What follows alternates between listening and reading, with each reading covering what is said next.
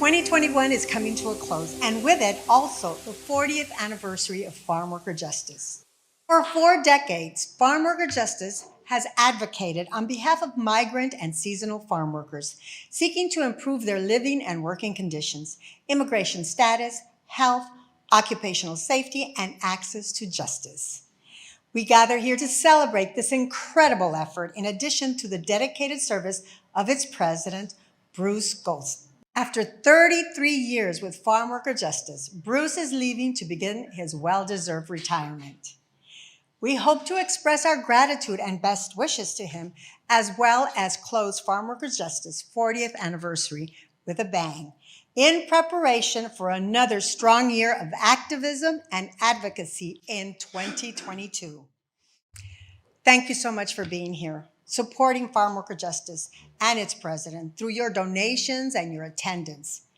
We have an incredible program in store, and we are including some words from Bruce himself. Please be sure to follow the hashtag #HandsThatFeedUs to keep up with Farmworker Justice advocacy efforts through social media, and follow Farmworker Justice on Facebook and Twitter so that we can all build a bigger and stronger organization.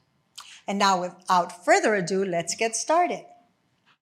But first, some words from our primary sponsor, Unidos US.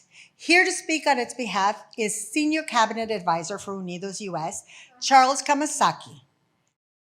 Let me start by saying you're going to hear a lot tonight about FJ's and Bruce's achievements in policy, in administrative regulations, legislation, litigation, and all of those are really, really well-deserved, and I don't need to go over those. What I'd like to talk about is really the Bruce Goldstein that I know. And I've known him and actually known FJ for probably now going on 3 decades. And the one thing, and we've had a special relationship between Unidos, then NCLR, and Farmworker Justice. And the 3 things I'd like to point out about Bruce Goldstein, first is his extraordinary generosity. No matter what the issue, no matter what the time was required, whenever we at Unidos needed assistance in figuring out the substantive angles, the political angles, what we could do, what we shouldn't do, not just in the farm worker space, but in the whole low-wage worker space, which, as you know, includes a lot of Latino workers. We would ask Bruce for his advice, and he was always extraordinarily generous in providing not just the kind of casual, here you might read this advice, but really sitting us down and walking us through the upsides and downsides of different options that we had. And that's, in DC, that's like gold. That's so rare and so much appreciated. Second is his real persistence and his guts. It's not a surprise to friends of FJ that there have been times in the recent past, as well as many years ago, when the very survival of this organization was very much at stake, when I know Bruce was worried about whether he'd be able to make payroll the next week. And this guy persevered, stuck it out, worked extraordinarily long hours to present you with the organization that you have today, sound, stable, willing to make a difference, and poised to make a difference far into the future. And finally, really building on that last point, you'll hear a little bit later on from our Chief Operating Officer, Sonia Perez, building an institution that is indispensable in the field. And as I think I'm quoting her in advance, that's so strong and so necessary and so effective that if it didn't already exist, we'd have to invent it. So for all of that, Bruce, thank you so much. And now it is my privilege to welcome a very special guest, a valuable ally and longtime advocate for the underserved communities. Oscar Gonzalez Jr. served in the Obama administration in several senior positions with the U.S. Department of Agriculture. On March 29, 2021, President Biden appointed him to serve as Assistant Secretary for the administration at the USDA. We are extremely fortunate to have him here. Please extend a warm welcome to Mr. Oscar Gonzalez, Jr. I first learned of farm worker justice years ago when I worked for the UFW Foundation back in Los Angeles.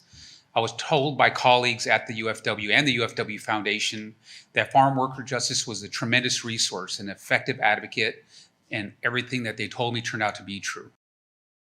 When I served in the Obama administration, starting in around 2009, farm worker justice and the UFW were just tremendous assets to both me and others within the administration.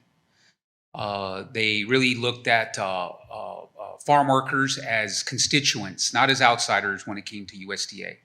Secretary Tom Vilsack used his position within USDA and within the Obama administration to highlight the valuable contributions of farm workers and the need for corporate responsibility in the food supply chain.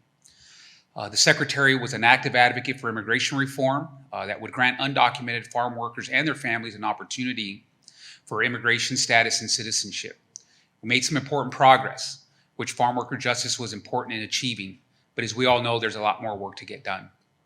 Now, under the Biden administration, of which I'm very proud to serve, Secretary Vilsack has even more people like me within the administration, within his leadership team, and in positions to help farm workers achieve a greater measure of fairness. Since the beginning of this administration, the Biden administration, Farm Worker Justice and the UFW Foundation have been working together to advance a pro-farm worker agenda within the USDA. That agenda includes immigration reform, collection of accurate data about farm workers, and corporate responsibility in food procurement. I want to highlight one major accomplishment. The USDA decided to use funds from the American Rescue Plan, our hard-earned tax dollars, to establish a cash assistance plan to help farm workers and other food workers address the costs of confronting the COVID-19 pandemic. Farm workers, as essential workers providing us with food, have been disproportionately affected by the pandemic, as we all know. Farm workers are among the lowest paid workers in the nation, and they are the least able to afford the costs imposed by this tremendous disease. Farm worker justice played a very key role in shaping the $700 million plan that was recently announced. The plan includes $600 grants to individuals who would actually reach farm workers. As we all know, farm workers are a tremendously hard to reach population. The grant program, the $600 cash disbursement plan, includes partnering with farm worker surveying organizations to ensure that accurate information by trustworthy people reaches farm workers, and so that they receive this cash assistance. We anticipate that farm worker justice will play a key role in helping to ensure the program achieves its goals. We will also continue to collaborate on many other fronts, including immigration reform. I want to thank Farm Worker Justice for their valuable service to farm workers and their assistance to the Department of Agriculture. In addition, I want to wish Bruce Goldstein well as he retires after 33 years at Farm Worker Justice and 41 years as a labor and civil rights attorney. A tremendous track record, and Bruce, thank you very much. Bruce, to you and your team, literally took me under your wing. Back in 2006, when I started working for the UFW Foundation, we'd bring farm workers here to advocate for ag jobs. And if it wasn't for you and Adrian, I'd have been lost, understanding the nuances of ag jobs, understanding the important messaging in these offices. So you fast forward, Bruce, until just a few months ago, this framework that I just described at USDA, it would not have turned out the way it is, something that we can all feel proud of. $700 million, almost $750 million that's going to be going to farm workers that each of you care about. And I got to tell you, Bruce, those weekend conversations, the last minute emails, the edits, Bruce, what's this language look like? Thumbs up, thumbs down, Bruce. Just tremendously helpful. Now we just got to make sure that the money gets out there to reach needy farm workers. So Bruce, congratulations. Appreciate the mentorship and the friendship. Forever grateful. And I look forward to working with you in the next chapter of your life. So again, thank you, brother. Now on to the video. Thank you. Over the past 4 decades, you've shown the power of protest, litigation, and solidarity to empower our nation's farm workers. Day in and day out, farm workers show up to America's hardest jobs. And now we must show up for them.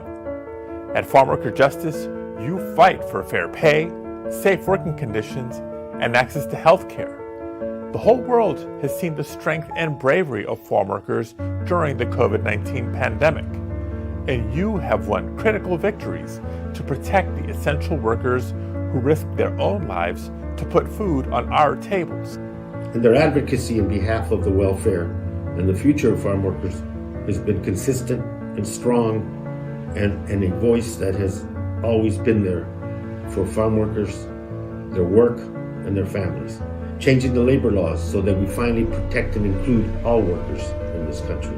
Fighting for immigration reform that recognizes the value of essential workers like farm workers to the rest of this country. For years, I've been proud to stand with you to protect farm workers.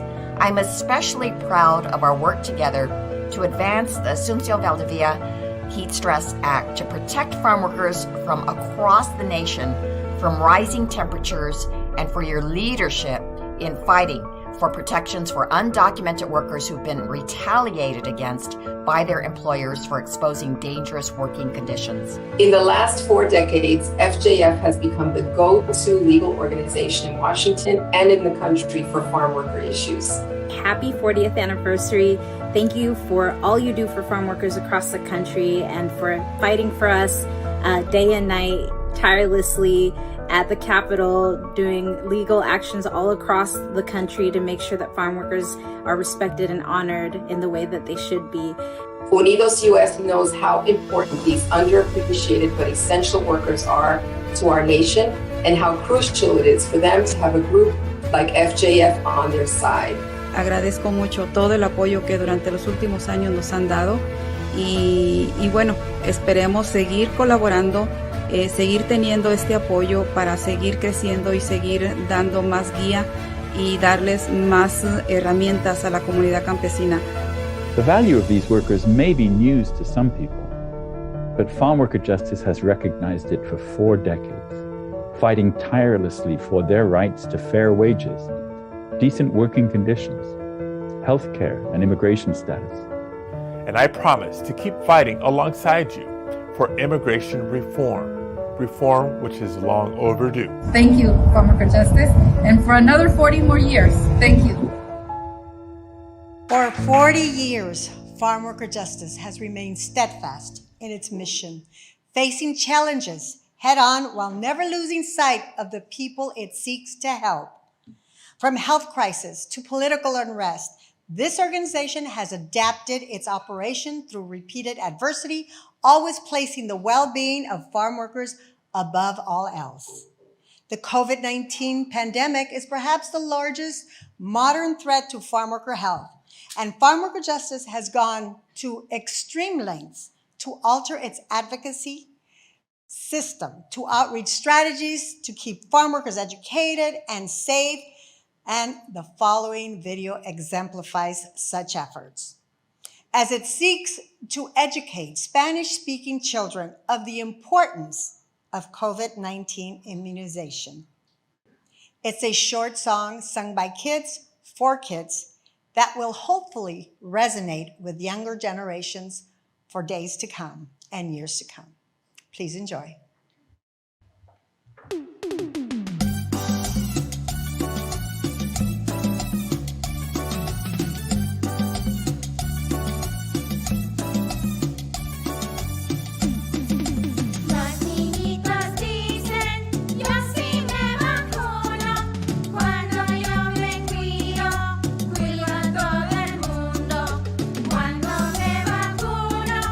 Cuido de mi abuelo, está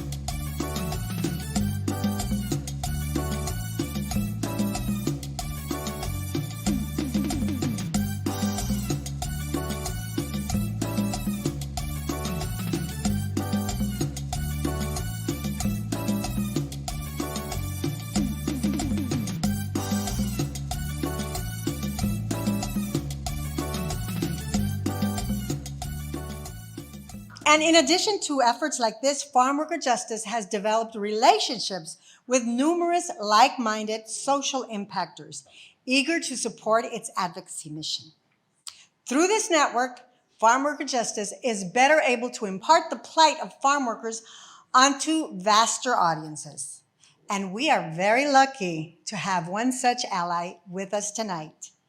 Currently starring in the critically acclaimed Netflix hit, the original series called Gentify, this rising actor is set to play Judy Montañez in Eva Longoria's upcoming motion picture directorial debut, Flaming Hot, about the life of Flaming Hot Cheeto innovator Richard Montañez. It is my distinct pleasure to welcome Annie Gonzalez. The plight of American farm worker is of great significance to me, and I am humbled at the opportunity to lend my voice to this noble cause. Our next speaker is no stranger to farm worker advocacy, nor, as it happens, to the big screen. He's been featured in more than 120 films, including the upcoming biopic Flamin' Hot. In addition to over 300 television shows, he is an active member of the Farmworker Justice Advisory Council, a member of the Academy of Motion Picture Arts and Sciences, and he just wrapped season 1 of With Love for Amazon Studios, produced by Gloria Calderon Kellett. He is a talented performance artist, and tonight he is here to read a piece titled A Poem for the Farm Worker. Ladies and gentlemen, please welcome the legendary Pepe Serna. I am a proud and hardworking farm worker. I mean, no harm. I've come to America to work on your farm. I know that you are indivisible, but why do you treat me like I'm invisible? Hey, mister, I'm here. Don't you see me? I'm not your resistor. I come to you on behalf of my brothers and my sisters. Just for the record, we don't come to take. We work hard, but we need a break. Yes, it's true. We need a quebrada from you. We ask for a penny a pound more for those big truckloads of tomatoes you sell to that giant supermercado store. Yet, it's a simple and humane request that you abhor. I'm a proud and hard-working farm worker. I mean no harm. I've come to America to work on your farm. You make others believe we want handouts. You have personally witnessed our hard work and know that's not what we're about. Still, you despise and do not trust us for our simple request in seeking wage justice. What I don't understand is your numbness to our demand. You write us off for what you call our dumbness for taking a stand. We come to work hard, but are subjected to your strife. You know, we only came here seeking a better life. I am a proud and hardworking farm worker. I mean no harm. I've come to America to work on your farm. You believe we are out to get your piece of the American pie? You know, we've earned the little we have. Our hard work is on what you have come to rely. You want to make others believe we steal your jobs, then rob you? But history knows you're the ones who robbed and mobbed us. I pick your food where slaves once stood. They were freed despite your system of greed. But freed from what? not from your ways. That is clear cut. Our hands still bleed. I am a proud and hardworking farm worker. I mean no harm. I've come to America to work on your farm. I provide the fruits and vegetables you eat. Pay me fairly. Don't cheat. You smile at my sister and call her honey. But at the end of each hard day, at the end of each hard week, she's the one that owes you money. She owes you for that lunch she could barely crunch, made of fake meat she could hardly eat. Just so you know, she went back to Mexico, where she came from. While you boasted about your fields and green thumb, she died from the heat and thirst. Disillusioned by the American dream, you assert. I'm a proud and hardworking farm worker. I mean no harm. I've come to America to work on your farm. I've come to America to work on your farm.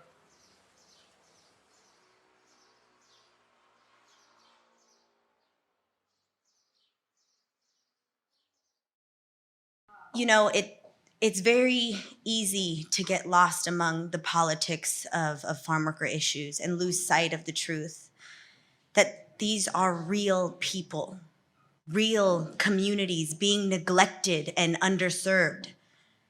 To that end, Farmworker Justice has sought to effect change, not just in the courtroom or the Capitol, but also among farm worker families and individuals. Farm worker health is Farmworker Justice's top priority, and it has been an unprecedented challenge with the global pandemic ever worsening. COVID-19 has devastated communities worldwide, leaving many unsure of how best to combat public misinformation regarding the infection. Farmworker Justice has sought to reach these people through educational programs and outreach measures. Please stay tuned for one such effort titled Voices from the Field. Mi madre enfermó del COVID, estuvo alrededor de 1 mes y medio en un hospital sola.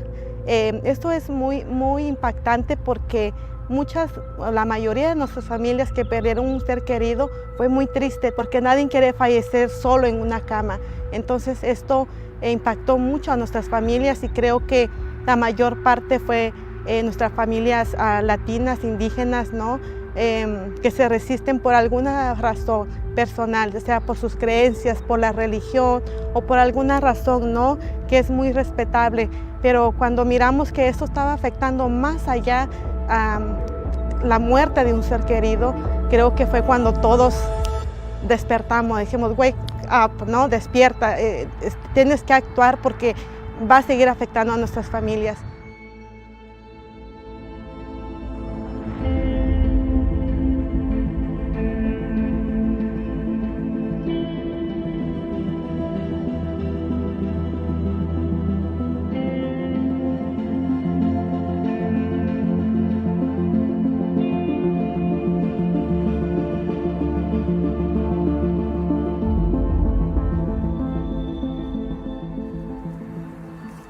Como organización fuimos una de las organizaciones que entró en batalla a la lucha, ¿no?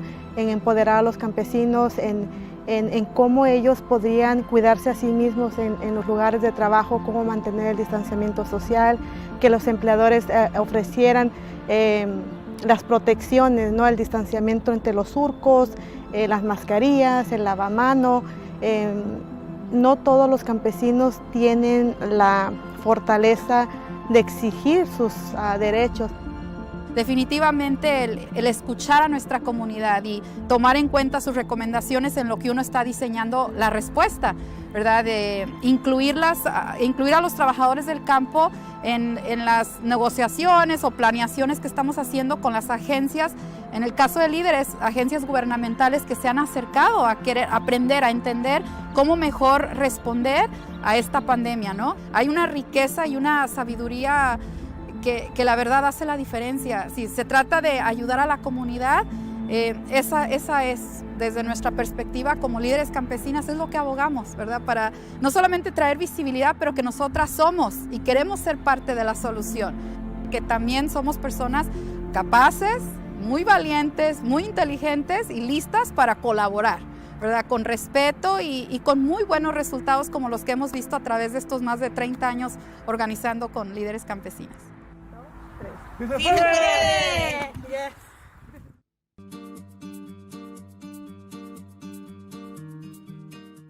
Farmworker Justice will continue to educate and inform, reducing misinformation and combating health disparity through strategic community outreach.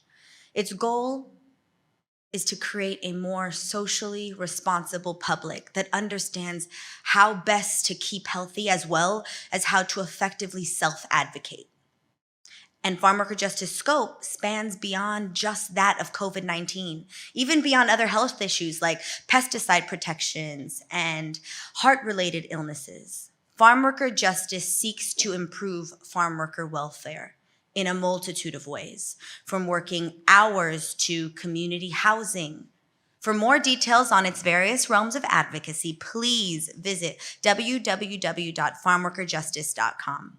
and follow #HandsThatFeedUs through the Farmworker Justice social media channels.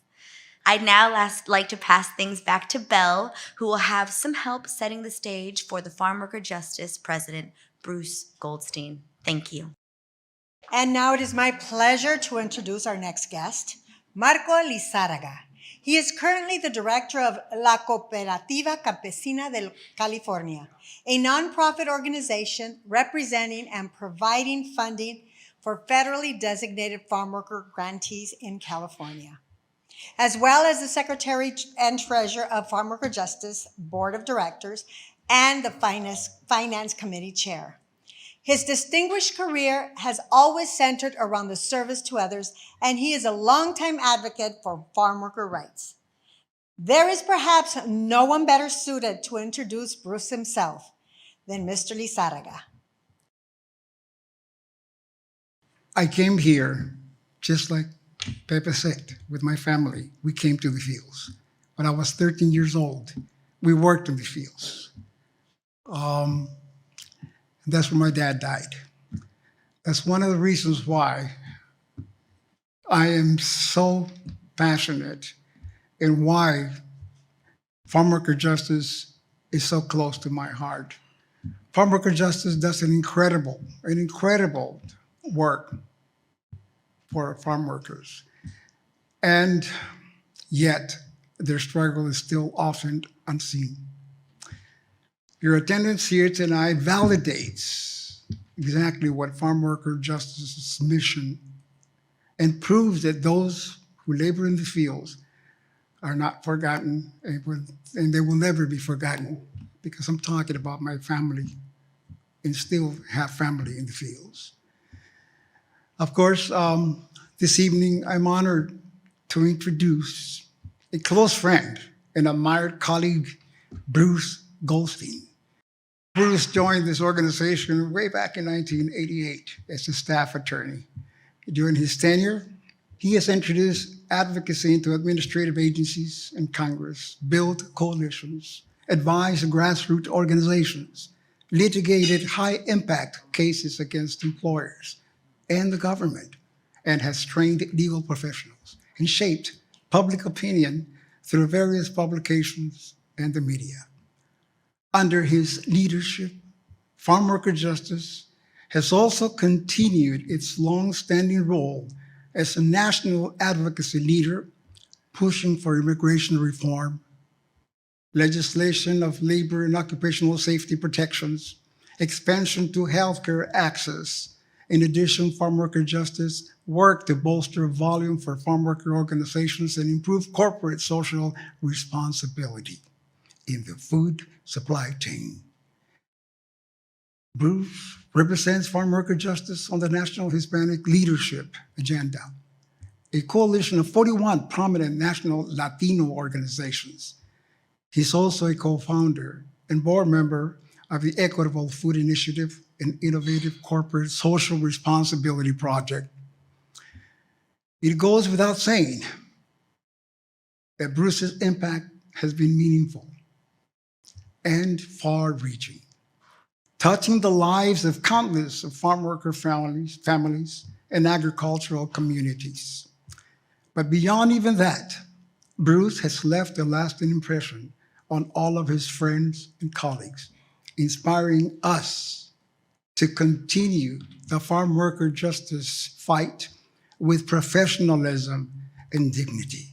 After 33 years of dedicated service, Bruce is stepping down from his position to begin his retirement. I am really privileged to recognize his decades of tireless service to farm workers and farm worker justice. And with that, I'd like to introduce to you my dear friend and colleague, Bruce Goldstein. Bruce Goldstein, president of Farmworker Justice for the past 33 years. For 33 years, you've been a true champion for America's farm workers. Your leadership has transformed the lives of the essential workers who put food on our tables. During your tenure, and certainly during the most difficult moments of the COVID-19 pandemic, you fought for improved safety standards, fair compensation, and justice for all. Bruce has been a founding member of Equitable Food Initiative's board of directors. He's been an invaluable source of guidance and counsel, and he's helped make sure that EFI espouses the same values and commitments to worker rights that farm worker justice has embodied for the last 4 decades. You have been a leader for workers' rights and immigration reform, and I am so grateful for your leadership. Over my years of work to ensure better opportunities and protections for the farm workers that we all depend on, I could not have asked for a better leader and ally than Bruce. Bruce, your work in Arizona and across the country, you have changed for the better the lives of countless families and individuals across this country. Thank you for your fearless leadership, your advocacy, being the attorney that supports our communities, and thank you for all of your work. You will truly be missed, but you are leaving an amazing legacy behind. Thank you from all your friends here at Pecun and Woodburn, Oregon. Bruce has also been a valued friend and colleague to generations of our staff and a wise counsel and mentor to many of our affiliates who support and serve the farm worker community. Special congratulations to Bruce on his upcoming retirement. Bruce, we love you and we will miss you, and we hope to be in touch. Thank you again for your decades of hard work fighting for the rights of farm workers. We are all so grateful for your many years of service, and we wish you all the best in your next chapter. That is a legacy you should be extremely proud of. So I want to congratulate you and to tell you to enjoy your retirement. Bruce, you will always be a cherished member of the Unidos US Familia, and we wish you the very best in your next chapter in life. And all of us from the board and staff at Equitable Food Initiative wish you the very, very best for your retirement. Your compassion and expertise have left these workers and all of us better off. So thank you again for your leadership, and I wish you well in your retirement. But you know, Bruce, retirement really doesn't mean an end to a cause, to a passion. And as people say nowadays, just merely a reboot.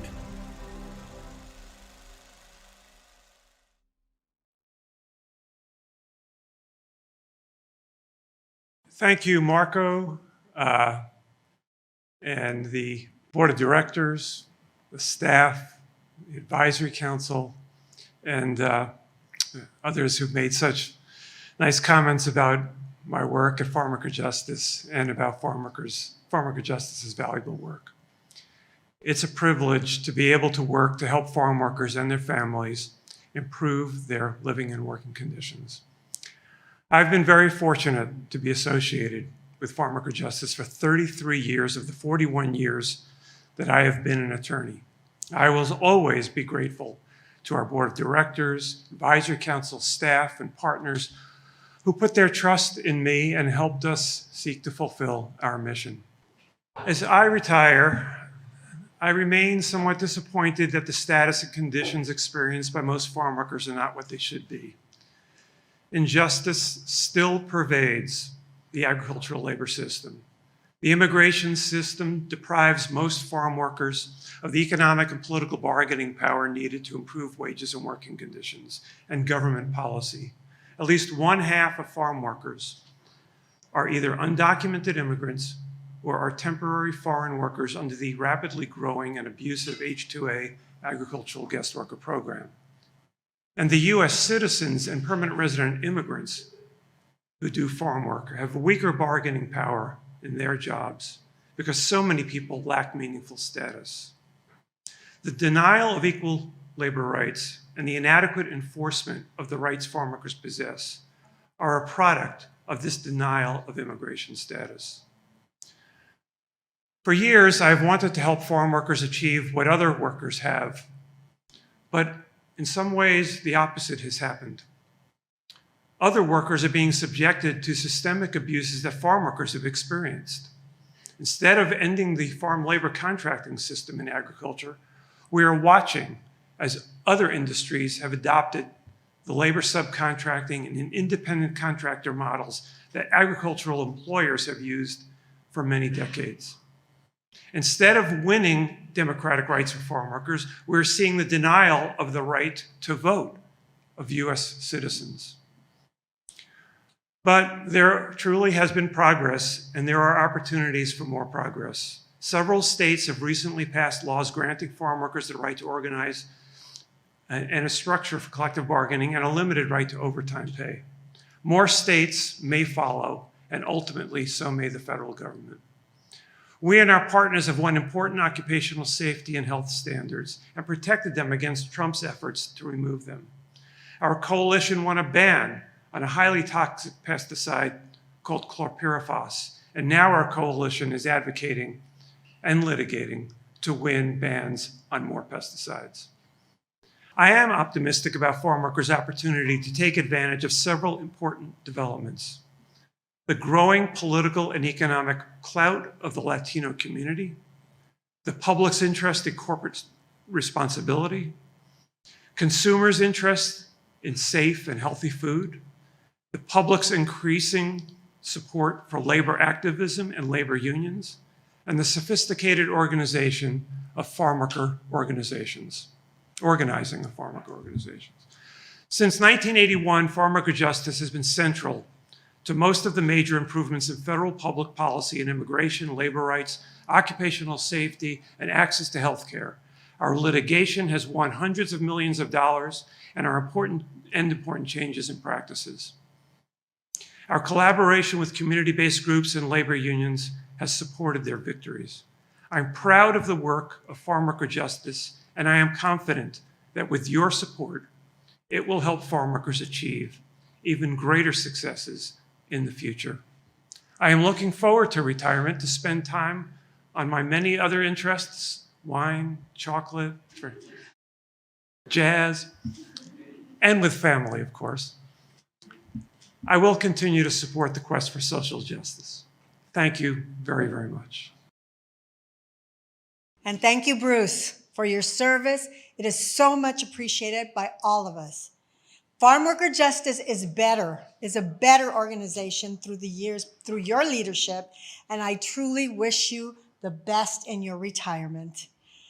And now, as our program comes to a close, I want to voice my confidence in the future of Farmworker Justice. Bruce's retirement spells a new chapter for Farmworker Justice, inspired by his rich tenure and forever determined to improve the lives of farm workers.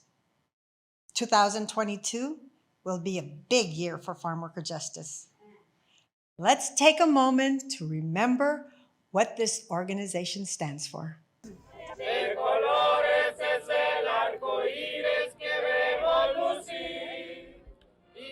These are the forgotten people. We should like you to meet some of your fellow citizens who harvest the food for the best fed nation on earth. They travel in buses. They ride trucks. They follow the sun. It's very physically demanding work.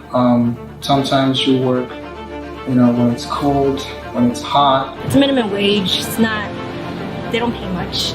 They also face dangerously high temperatures, which can be especially harsh on children, who can legally work the fields starting at age of 12. Understandably then, this is the only area in which the American farm labor supply falls short and is supplemented by Mexican citizens.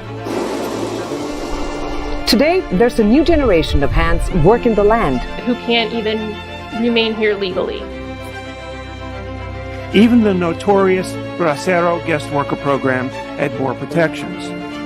The majority of farm workers are undocumented. It is the fight of every American who believes in human decency. Now, let me just say one word of warning. This is not going to be done overnight. Our mission is to empower communities, people in those communities, so that they can improve not only their lives, but also build the kind of political power that they need. And they often work at very low wages without fringe benefits to produce our food. And we need to be treating our farm workers a little bit better than the way we treat them now. It's about getting people to take power and to make sure that we can get rid of the racism and oppression that exists, especially in our farm worker rural areas. Let's make a big political effort to get farm workers covered with health care, but also with these other things that they don't have now in these other states, like disability insurance, unemployment insurance, workers' compensation, the things that they need, the safety net that they need. Progressive immigration reform that results in treating farm workers who are producing our food fairly and giving them a chance for immigration status and citizenship. Recently, by announcing about $150 to $160 million of assistance and help, and we have put together a $500 million effort to work with states and local governments, as well as nonprofit organizations and the livestock industry, to make sure that we are identifying and holding people accountable for unfair and discriminatory practices. I think that when we do this work, we're not trying to make history. We're not seeking recognition. We're just trying to bring some justice to the people that deserve it. No hay nada tan mal que algo bien no sale. In English, there's nothing so bad that something good doesn't come out of it.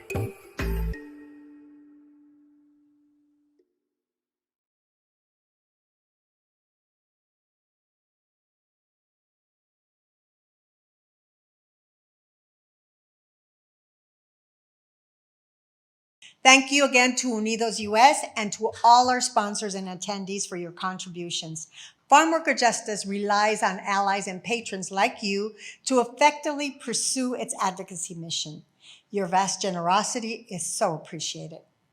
Finally, please visit farmworkerjustice.org to learn more about the amazing work it does and consider making a donations, especially your year-end donations. Tell all your friends, tax write-off. So follow Farmworker Justice on Facebook, Twitter, LinkedIn, and Instagram using the hashtag #HandsThatFeedUs to keep up and spread the awareness on this vital organization. Please enjoy the remainder of the day, and we'll see you again next year. But before we go, que viva Bruce Goldstein!